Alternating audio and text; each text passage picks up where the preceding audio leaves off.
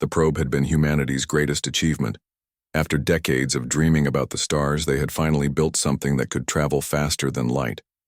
The small silver craft carried Earth's hopes as it shot through space, its sensors, recording everything it found. Dr. Sarah Chen watched the data stream into her computer at the Mars Research Station. For 3 months, the probe had sent back images of empty space and distant stars. Nothing unusual, nothing exciting, just the cold darkness that humanity had expected to find. Then everything changed. The probe's sensors suddenly went wild. Strange. Energy readings flooded the screens.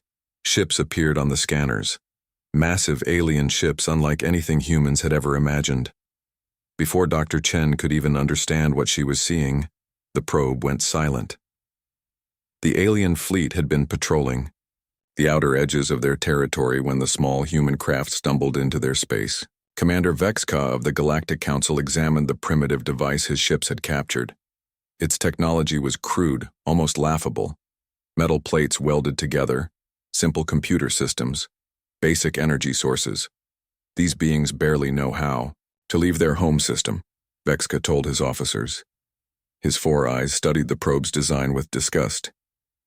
Look at this construction. They still use physical joints and chemical propulsion. The Council had ruled this part of the galaxy for over 3,000 years. 12 different alien races had joined together to bring peace and order to the stars. They had eliminated war, ended suffering, and created perfect harmony among their worlds.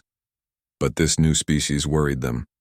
The Council's scientists quickly traced the probe back to its source, Earth, a small, blue planet in an unremarkable star system. The creatures there called themselves humans, and what the Council discovered about them was deeply disturbing. These humans had a history soaked in blood. They had fought countless wars. They had built weapons designed to destroy entire cities. They had enslaved their own kind and conquered weaker nations. Even now, as they reached for the stars, they carried weapons on their ships and prepared for conflict.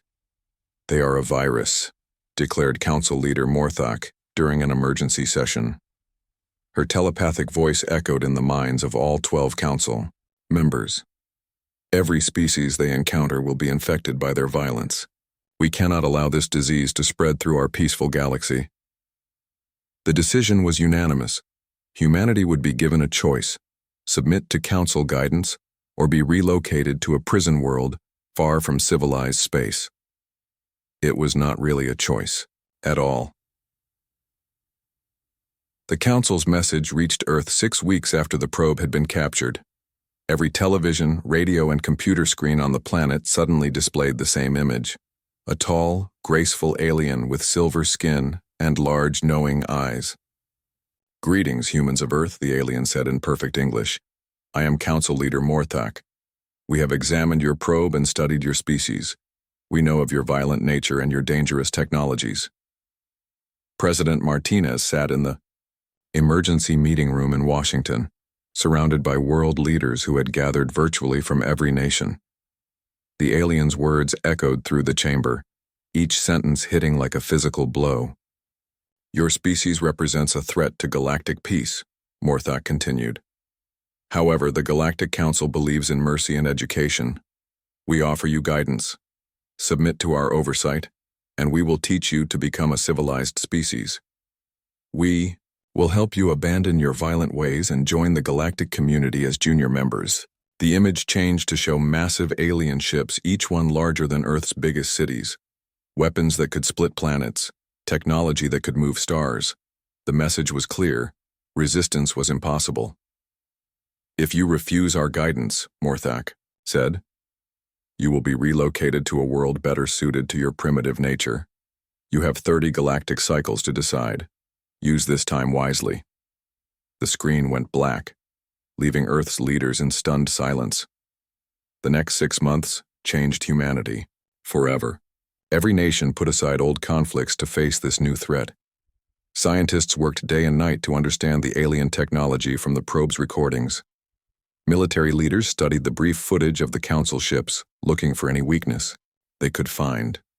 General Patricia Stone had spent 30 years in the military. She had fought in wars across 3 continents and commanded soldiers in the worst conditions imaginable. Now she sat in a bunker deep beneath the Rocky Mountains, surrounded by the greatest minds humanity could gather. "They think we're primitive," she said, studying the alien ship designs on the massive screen. "They think our violence makes us weak." Dr. James Reeves, Earth's top physicist, shook his head. "Their technology is centuries ahead of ours. Those ships could destroy our entire fleet without taking damage. We have nothing that can hurt them." "Maybe," General Stone replied. "But they made one mistake. They gave us 6 months to prepare." The work began immediately. Every factory on Earth retooled for war production. Every scientist focused on understanding alien technology. Every soldier trained for a battle unlike anything in human history. They studied the probe's data carefully. The alien ships were powerful, but they followed predictable patterns. Their weapons were devastating but slow to recharge. Their shields could stop most attacks, but they had specific frequencies and energy signatures. Most importantly, the aliens had no experience with real war. The Council had known peace for thousands of years. They had forgotten what desperate enemies could accomplish. As the deadline approached, Earth's leaders prepared their answer. They had built new weapons and trained new soldiers. They had turned their entire planet into a fortress. But they all knew it probably wasn't enough. The day came when the Council's ships returned to Earth's system. Hundreds of massive vessels appeared at the edge of human space, their weapons ready to enforce the Council's will. General Stone stood in the command center, wearing her dress uniform for what might be humanity's last stand. Around her, screens showed Earth's defenses coming online. Ships lifted from hidden bases, weapons platforms activated throughout the solar system. Soldiers took their positions. A communication request came from the Council fleet. General Stone nodded to the technician, who opened the channel. Morthax. Image appeared on the screen, just as perfect and condescending as before. "Humans of Earth, the time for decision has come. Will you accept Council guidance and begin your journey toward civilization?" The command center fell silent. Every human leader watched as General Stone stepped forward. She had spent weeks preparing for this moment, choosing her words carefully, the response that would determine humanity's future. General Stone looked directly into the alien leader's eyes. Her voice was calm, steady, and absolutely certain. "We decline." The alien's expression didn't change, but something shifted in her large eyes. Surprise, perhaps, or maybe disappointment. "Very well," Morthax said. "Prepare for relocation. Council ships will begin pacification operations immediately. Surrender your weapons and prepare your population for transport." General Stone smiled grimly. "I don't think you understand. We're not surrendering anything. If you want this planet, you'll have to take it." The communication cut off. Across the Council fleet, alien commanders received their orders. "Show these primitive humans the price of defying galactic law. Make the demonstration swift and overwhelming." They had no idea what they were about to face. The Council fleet moved with the confidence of 1,000 victories. Admiral Zephyr watched Earth grow larger on his view screen as his ships closed in on the primitive world. Behind him, 300 vessels followed in perfect formation, their hulls gleaming with the soft light of advanced technology. "Surface scans complete," reported his tactical officer.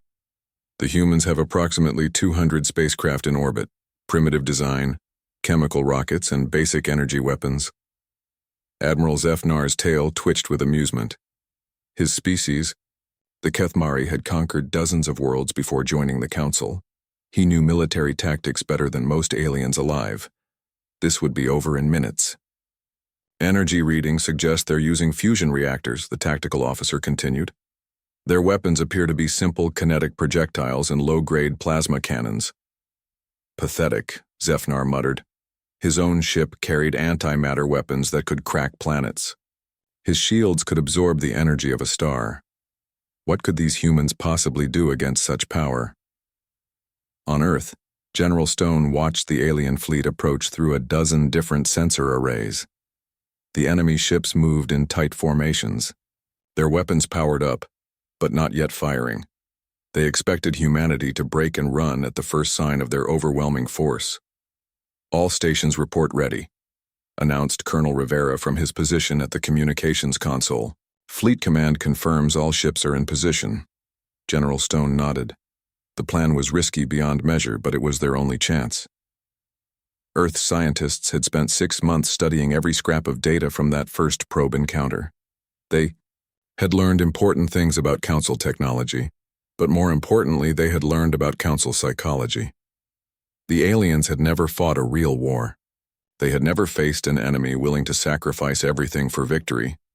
They had never encountered the kind of desperate creativity that came from having nowhere left to run. "Begin Phase 1, General Stone ordered. Captain Sarah Park commanded the UES Defiance, one of Earth's newest warships. Her crew of 45 men and women represented the best humanity could offer.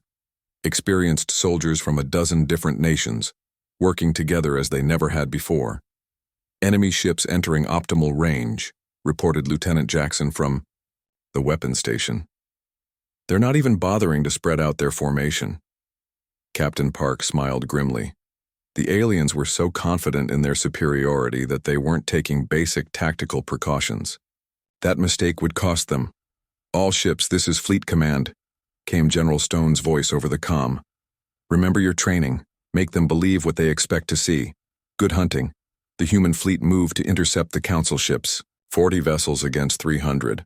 On paper, it was suicide. In reality, it was the opening move in humanity's most dangerous gamble." Admiral Zefnar watched the primitive human ships approach with growing contempt. They flew in loose formations with obvious gaps in their defensive patterns. Their weapons were already powering up, revealing their positions to his sensors. These creatures understood nothing about modern warfare. "Shall I destroy them, Admiral?" asked his weapons officer. "Not yet," Zefnar replied. "Let them fire first. I want to see what these primitive weapons can do before we end this." The human ships opened fire at maximum range. Kinetic projectiles and energy beams lanced out toward the Council fleet. The attack struck advanced shields and did absolutely nothing. The alien vessels didn't even slow down. "Return fire," Admiral Zefnar ordered. "Target their engines. We need some of them alive for questioning." The Council's weapons spoke with the voice of civilized destruction. Precisely controlled energy beams reached out to cripple human ships, without completely destroying them. It was a show of superior force designed to break enemy morale and end the fight quickly. Several human ships staggered under the assault. Their crude hulls buckled and twisted. Atmosphere vented from hull breaches. Emergency signals flooded the communications channels as crews abandoned their damaged vessels. Captain Park felt her ship shake as an alien beam grazed their starboard side. "Damage report! Hull breach on Deck 7, called Engineer Martinez. "We're losing atmosphere, but the main systems are still online." "Good," Park replied. "Make it look worse than it is. All ships, begin fallback pattern Delta." The human fleet started to retreat toward Earth, their ships limping and smoking from battle damage. Several vessels had already been abandoned, their crews evacuating in small escape pods. The surviving ships fired wildly as they fled, their shots going wide and accomplishing nothing. Admiral Zefnar felt a familiar satisfaction as he watched the enemy break and run. It was always the same with primitive species. They talked tough until they faced real military power, then they folded like cheap tents. "Pursuit course," and he ordered. "Stay close to them. I want to capture as many ships as possible. The Council will want to study their technology." The alien fleet followed the retreating humans deeper into Earth's solar system, past the orbit of Mars, past the asteroid belt, toward the blue-green world that had spawned these violent creatures. What Admiral Zefnar didn't know was that every exchange of fire had been carefully planned. Human scientists monitored each alien weapon's discharge, recording energy frequencies and power patterns. They studied shield resonances and analyzed hull compositions.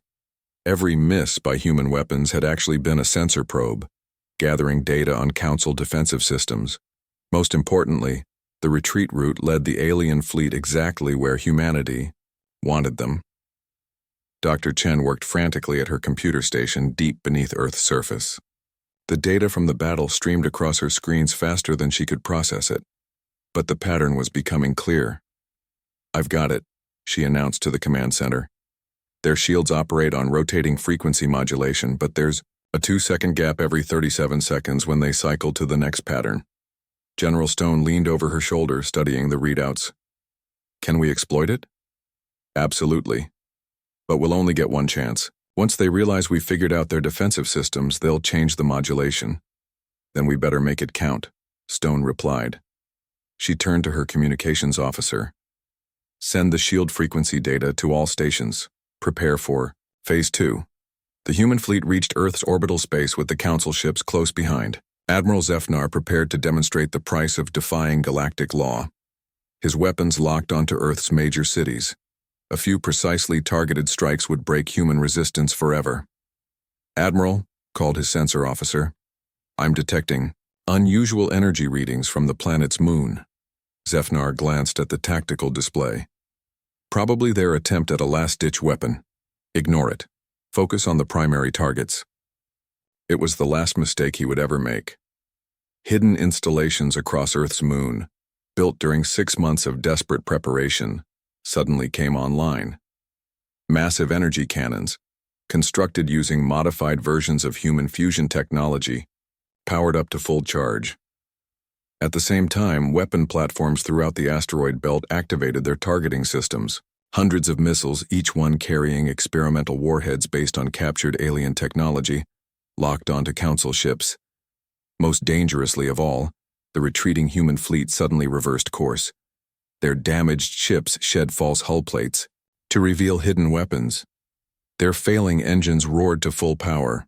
Their desperate crews executed a coordinated attack pattern that would have impressed Earth's greatest military minds. Admiral Zefnar had just enough time to realize he had been led into a trap before the first human weapons found their mark.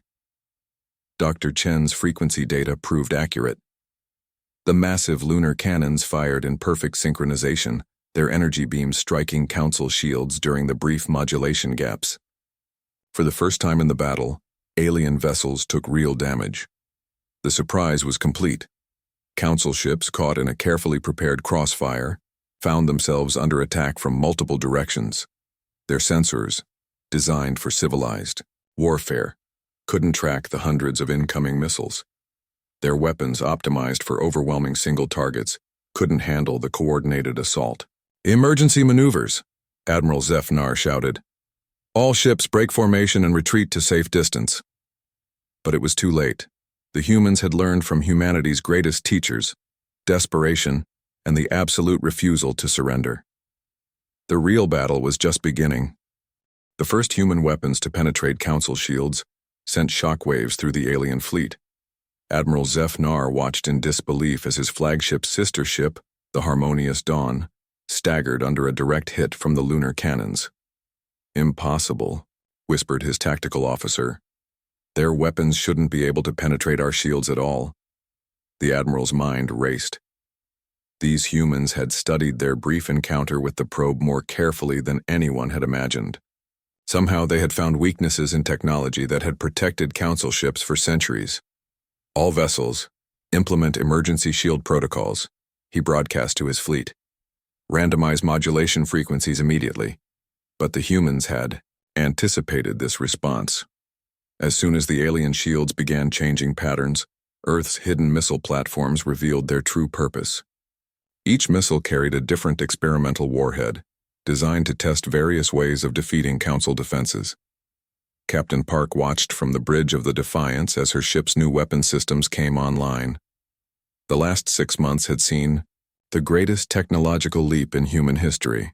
Scientists had worked around the clock not just to understand alien technology, but to improve upon it.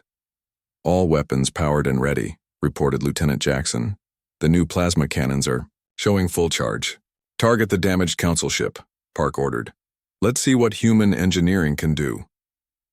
The Defiance opened fire with weapons that looked nothing like the primitive systems the aliens had observed earlier. Plasma beams, enhanced with modifications that human scientists had developed, struck the Council vessel with devastating precision. The Harmonious Dawn's shields collapsed entirely. The alien ship, built for peaceful exploration and gentle conquest, had never been designed to handle the focused fury that humans could bring to bear. Admiral Zefnar felt the floor of his bridge shake as another human missile found its mark. "Damage report." "Shield generators down to 60% efficiency," came the response. "Hull breaches on decks 12 through 15. We're losing atmosphere in 3 sections." For the first time in his long military career, the Admiral faced an enemy that refused to acknowledge its obvious inferiority. These humans fought with a savage creativity that the civilized galaxy had forgotten. "Sir?" called his communications. "Officer, we're receiving a transmission from Council Command. They're demanding a full battle report." Zefnar grimaced. How could he explain that 300 advanced starships were being outfought by a handful of primitive vessels? How could he tell the Council that their perfect technology had been compromised by creatures who still used metal tools? On Earth's surface, General Stone coordinated the battle from her deep underground command center. Hundreds of screens showed the fight developing in space above. The initial surprise had worked better than anyone had dared hope, but she knew the real test was just beginning. "Phase 3 is ready for implementation," reported Colonel Rivera. "All gravity mines are armed and positioned." Stone nodded grimly. The gravity mines had been humanity's most desperate gamble. Using principles barely understood by human science, teams of physicists had created devices that could manipulate space-time itself. If they worked, they would trap the alien fleet in Earth's solar system. If they failed, humanity would have wasted precious resources on useless weapons. "Dr. Chen, are you confident in the mine placement?" Dr. Chen looked up from her calculations, her face drawn with exhaustion from months of 20-hour days. "The mathematical models are solid, General, but we've never tested anything like this before. We're essentially creating artificial gravity wells using modified fusion reactors. Will it work? Honestly, I have no idea. We're attempting to manipulate forces that we barely understand. Using technology we reverse-engineered from a probe that was designed for exploration, not warfare." General Stone smiled without humor. "So just like everything else we've done in the last 6 months. The battle in space intensified as more Council ships took damage. Human forces, no longer pretending to be primitive, revealed the true extent of their preparation. The lunar installations fired again and again, each shot precisely timed to exploit brief moments of shield vulnerability. Admiral Zefnar realized he was facing an enemy unlike anything the Council had encountered. These humans didn't fight with honor or follow civilized rules of engagement. They used deception, misdirection, and overwhelming focused violence. "Admiral," his sensor officer called out urgently, "I'm detecting massive energy buildups throughout the system. Something is powering up on multiple asteroids." Zefnar's blood ran cold. "How many energy sources?" "Hundreds, sir. Maybe thousands. They're all over the asteroid belt, hidden on the major moons, even embedded in some of the smaller planets." The truth hit him like a physical blow. The humans hadn't just prepared for this battle. They had turned their entire solar system into a weapon. Every piece of rock and ice had become a potential firing platform. "All ships, emergency retreat," he ordered. "Jump to hyperspace immediately." But as his ships tried to engage their faster-than-light drives, nothing happened. The familiar sensation of space folding around his vessel simply didn't occur. "Jump drive report," he barked. His chief engineer's face had gone pale. "Sir, we're detecting massive gravity distortions throughout the system. Something is preventing hyperspace transition." Dr. Chen watched her instruments with growing excitement. "The gravity mines are working perfectly. Their faster-than-light drives can't function in the artificial gravity wells we've created." General Stone allowed herself a moment of satisfaction. "They're trapped." "Yes, ma'am, nothing gets in or out of this system until we shut down the mines." The implications were staggering. The mighty Council fleet, accustomed to winning through technological superiority and the threat of retreat, suddenly found itself locked in a fight to the death with an enemy that had specifically prepared for this exact scenario. Captain Park led her squadron in a coordinated attack on the Council flagship. Her ships moved with practiced precision, using tactics developed through centuries of human warfare. They struck hard, then dispersed before the enemy could respond effectively. The Defiance's new weapons, based on captured alien technology but improved with human innovation, carved through Council defenses like they were made of paper. Each shot was aimed with the kind of brutal efficiency that came from species that had perfected the art of killing.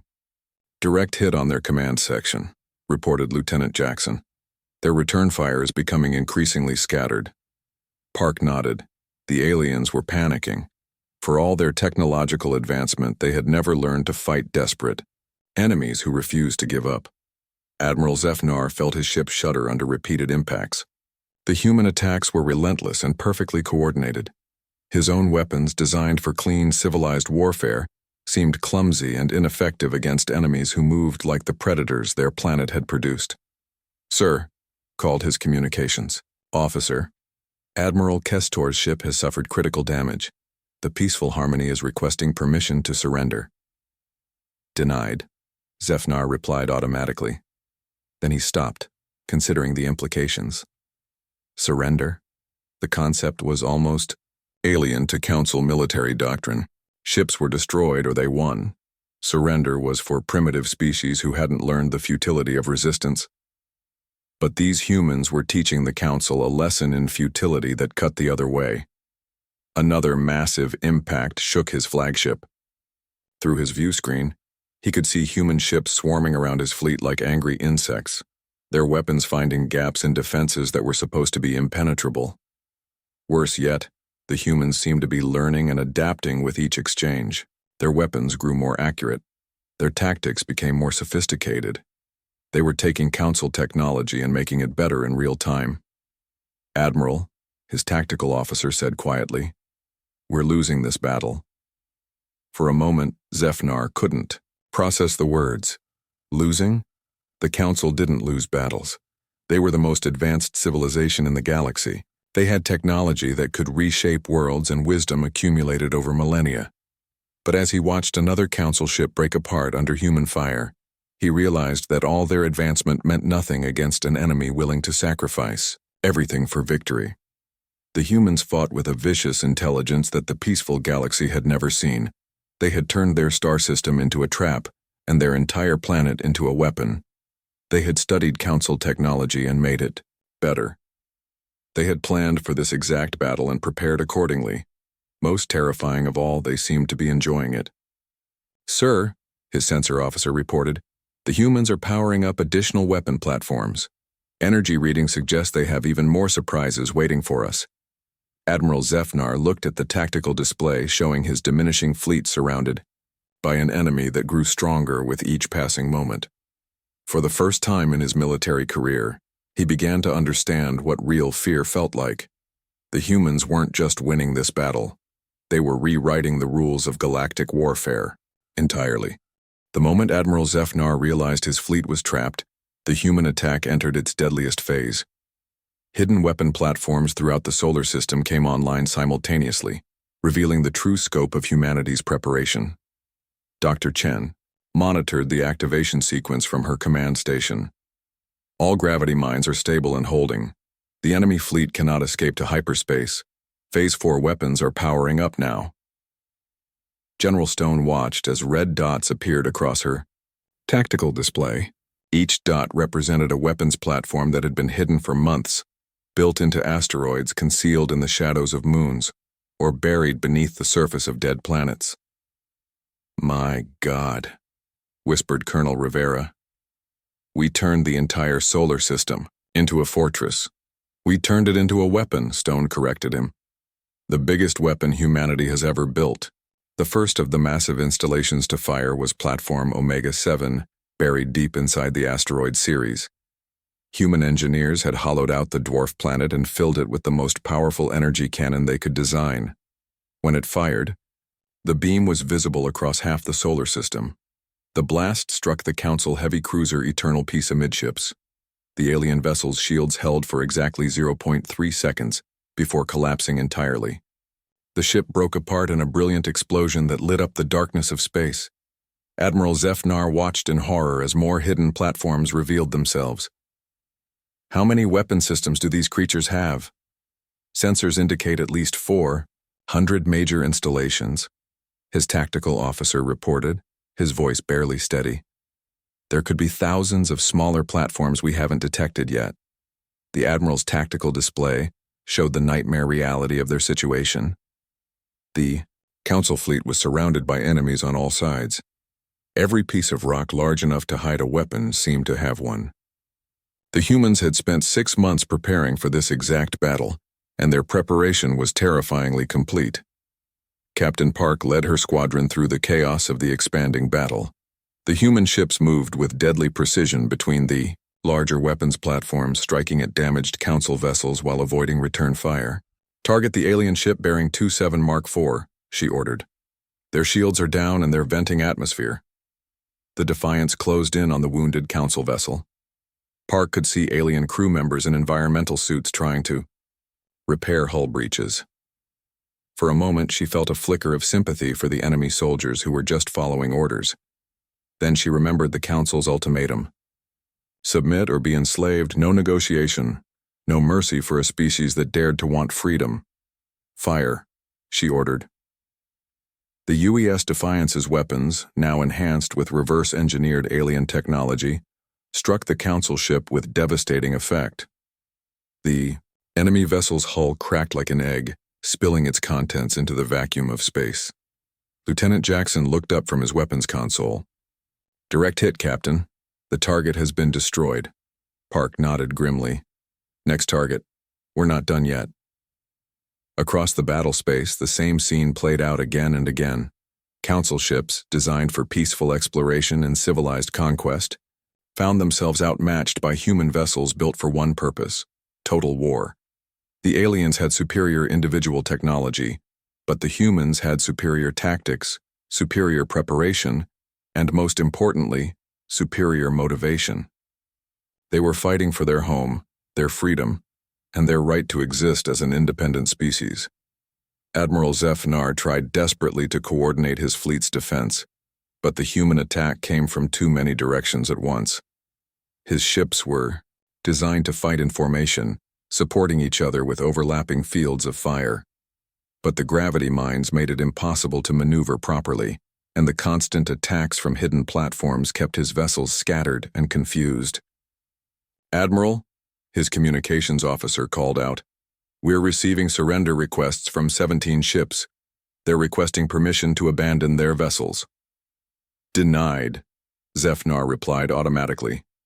Then he paused, realizing the futility of the order. What was the point of forcing his crews to die for a battle that was already lost? But Council protocol was clear. Surrender was not acceptable. The fleet would fight until destroyed or victorious.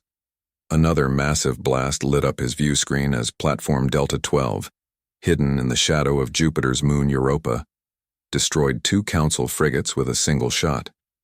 The humans had turned their gas giants' moons into weapons of incredible power. "Sir," his tactical officer said quietly, "we need to consider our options. We've lost over 60 ships, and the humans show no signs of weakening." Admiral Zephyr wanted to deny the obvious, but the tactical display told the story clearly. His fleet was being systematically destroyed by an enemy that seemed to anticipate every move he made. Dr. Chen watched the battle data stream across her computers. The human weapons platforms were performing beyond their most optimistic projections.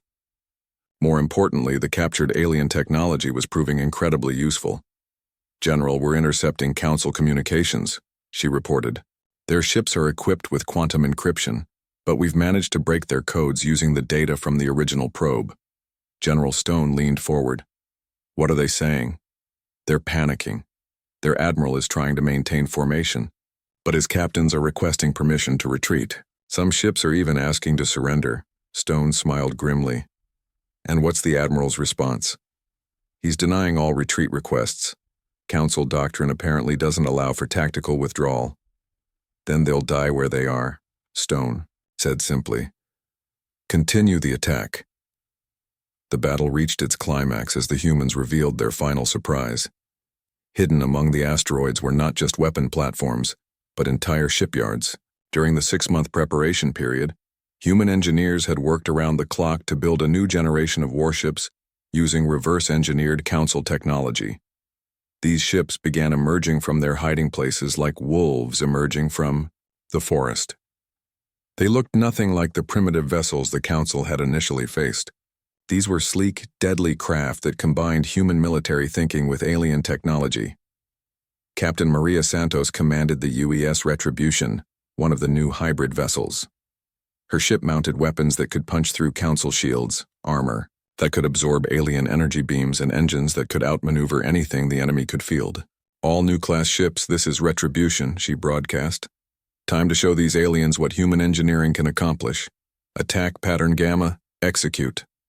The hybrid ships struck the Council fleet like hammers hitting glass. Their weapons, improved versions of alien technology, cut through enemy defenses with terrifying efficiency. Their tactics, developed from centuries of human warfare, exploited every weakness in the aliens' formations.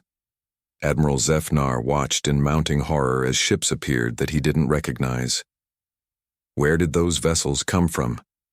"They're not in our intelligence reports." "Sir," his sensor officer replied, "they appear to be using modified versions of our own technology. But the modifications, they're improvements. These ships are more advanced than our own vessels." The impossible had become reality. In 6 months, these primitive humans had not only learned to use Council technology, but had made it better. They had taken thousands of years of alien advancement and improved upon it in less than a year. "Admiral," his tactical officer said, "urgently, the new human ships are targeting our remaining heavy cruisers. We need to respond immediately." But there was no effective response. The Council fleet, designed for overwhelming weaker enemies, had no doctrine for fighting opponents who were actually superior. Their entire military philosophy was based on the assumption that their technology would always be the most advanced. The humans had shattered that assumption completely. Captain Park watched from the Defiance as the new hybrid ships tore through what remained of the Council fleet. The aliens' perfect formations dissolved into chaos as ship after ship fell to human weapons. "Captain," Lieutenant Jackson reported, "enemy fleet strength is down to less than 30%. Most of their remaining ships are showing critical damage." Park nodded, but she felt no satisfaction in the victory. Too many good people had died preparing for this battle. Too many risks had been taken. The success was overwhelming, but the cost had been enormous. "All ships, maintain attack formation," she ordered. "We finish this now." Admiral Zefnar made the hardest decision of his military career. His fleet was broken. His ships were dying.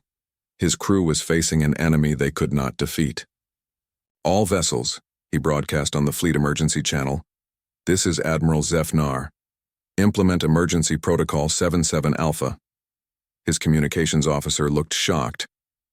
"Sir, that's the final transmission protocol. It will alert Council. Command that the fleet has been destroyed."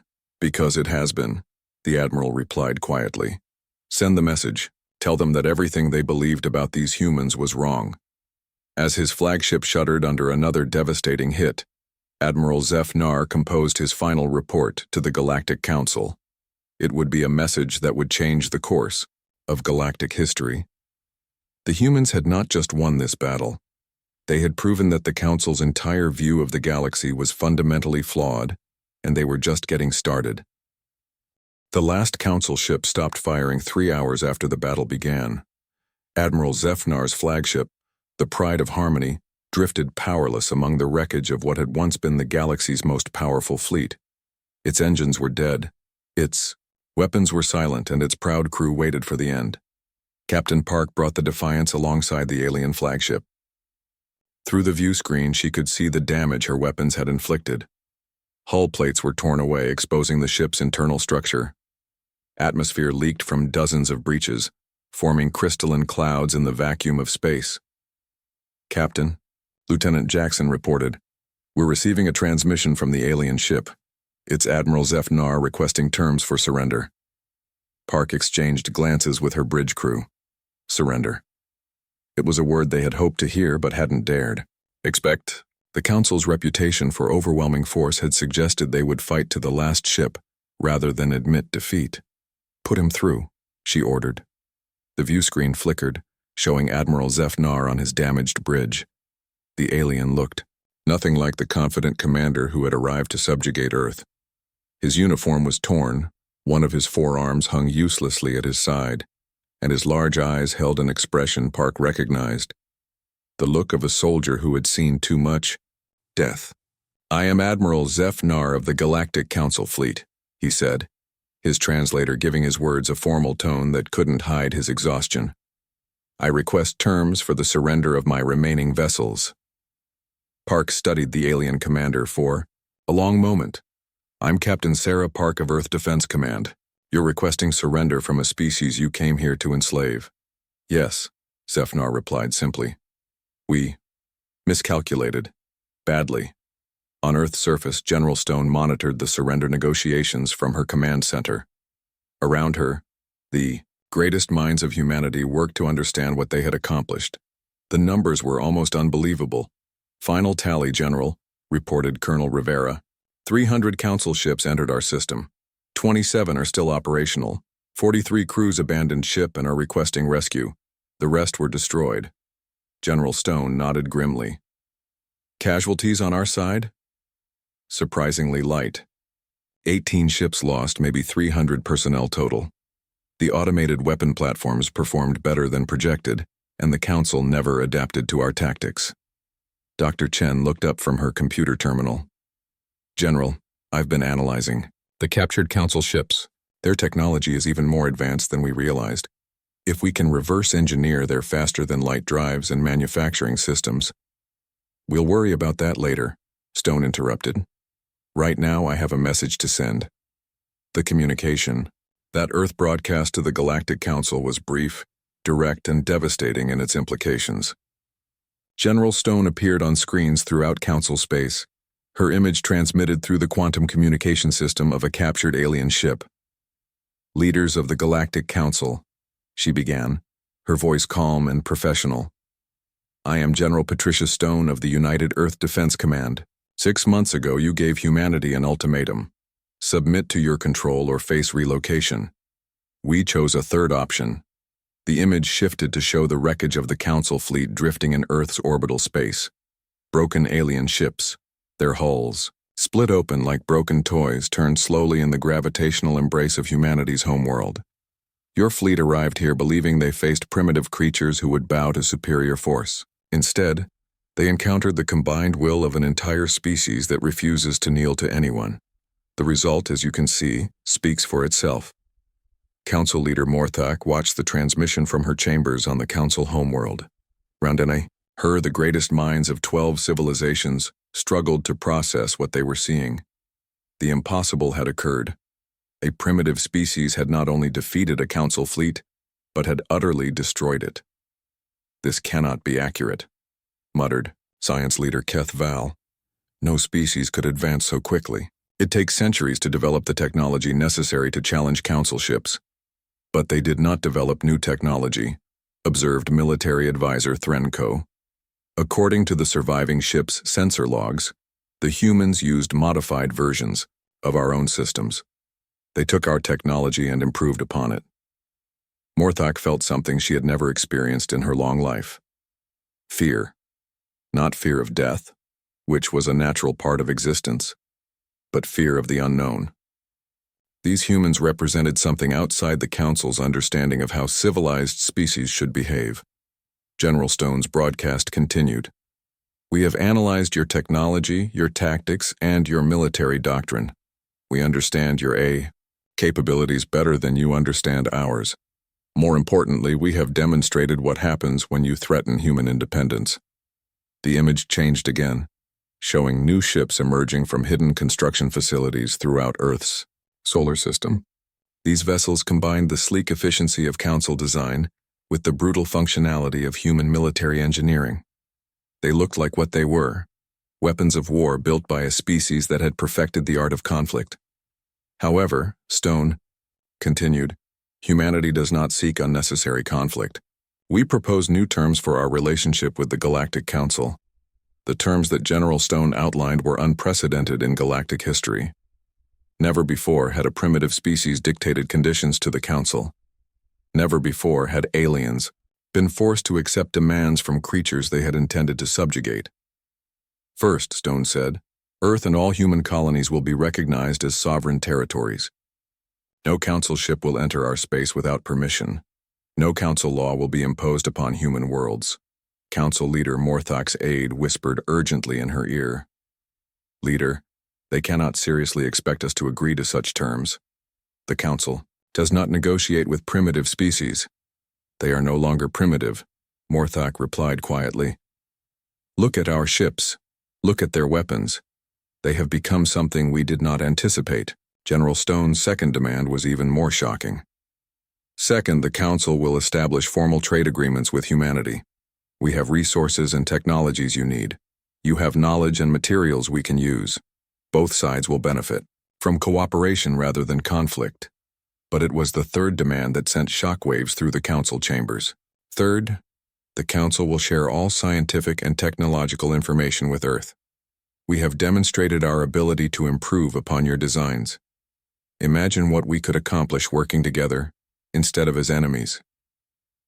The transmission paused, allowing the implications to sink in. The humans weren't just demanding independence. They were demanding to be treated as equals. More than equals. They were demanding to be treated as the superior military force they had just proven themselves to be. These terms are not negotiable, General Stone continued. You have seen what happens to those who threaten human freedom. But you have also seen that we are capable of remarkable creativity when properly motivated. Work with us and benefit from that creativity. Oppose us and face the consequences. The final part of the transmission showed something that made even the most confident Council members reconsider their position. Earth's orbital shipyards, revealed now that secrecy was no longer necessary, showed the true scope of human preparation. Hundreds of new ships were under construction. Weapon platforms that dwarfed anything in the Council fleet were being assembled. Most ominously, the humans appeared to be building vessels designed for deep space operations, ships meant to carry the war beyond Earth's solar system if necessary. We give you the same amount of time you gave us, Stone concluded. 6 months to consider our terms. Use that time wisely. The galaxy is large enough for both our civilizations, but only if you choose cooperation over conquest. The transmission ended, leaving the Council chambers in stunned silence. Admiral Zefnar, now a prisoner aboard the human ship UES Defiance, watched the same broadcast from his temporary quarters. The human guards had treated him with professional courtesy, but there was no mistaking his situation. He was a defeated enemy commander at the mercy of a species he had severely underestimated. Captain Park visited him personally to discuss the details of the prisoner exchange that would return him and his surviving crew to Council space. Admiral, she said, settling into a chair across from his bunk, my government wants me to ask you something. Do you think the Council will accept our terms? Zefnar considered the question carefully. He had spent his entire military career believing in Council superiority. That belief had died along with most of his fleet. Captain Park, he said finally, 6 months ago, I would have said the Council would never negotiate with a primitive species. Today, I believe the Council will agree to anything that prevents another battle like this one. And personally, what do you think of our terms? The Admiral was quiet for a long moment. I think, he said slowly, that humanity has just changed the course of galactic history. The Council believed we were the apex of civilization. You have proven us wrong. That knowledge will reshape everything we thought we knew about our place in the galaxy. Captain Park nodded. Admiral, when you return to your people, what will you tell them about us? Zefnar met her eyes directly. I will tell them the truth, that we encountered a species capable of accomplishing in 6 months what we